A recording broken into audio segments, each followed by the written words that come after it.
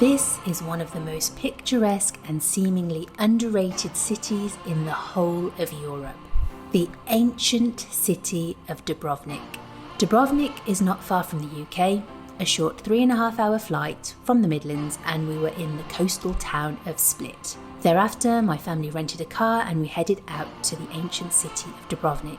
This scenic car journey takes approximately 4 hours and has views that rival some of the best coastal drives in the whole of Europe. Personally, we thought it was up there with even that of the memorable Amalfi Coast in Italy. Upon reaching Dubrovnik, its coastal location rewards its visitors with unspoilt views of the Adriatic Sea. Dubrovnik is magnificent.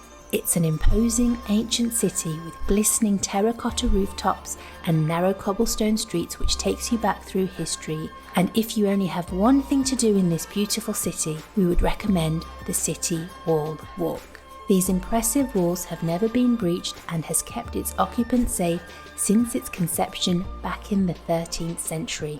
In certain places, the walls measure up to 6 meters thick, so it's really no surprise that no army has ever managed to break through. During the mid-1400s, there was a shortage of building materials, which prompted the rule that anyone visiting this city should bring a stone with them. Luckily, we can spare our baggage allowance as that is no longer the case. But there is a fee.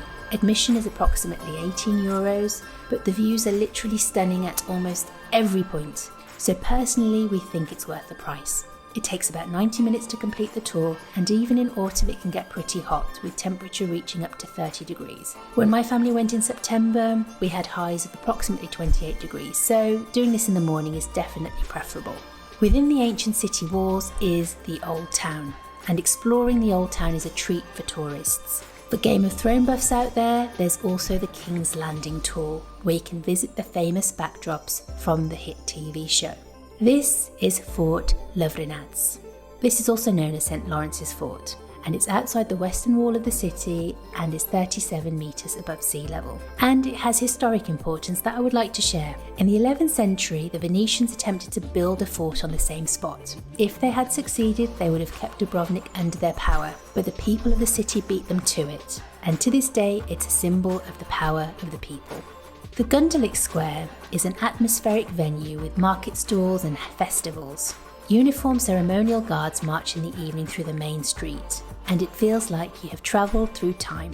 There's just so much history to the city, including one of the oldest pharmacies in the world and the Onofrio water fountain, which is an engineering marvel at the time. To really appreciate this city, we would recommend spending a week to really enable you to soak it in.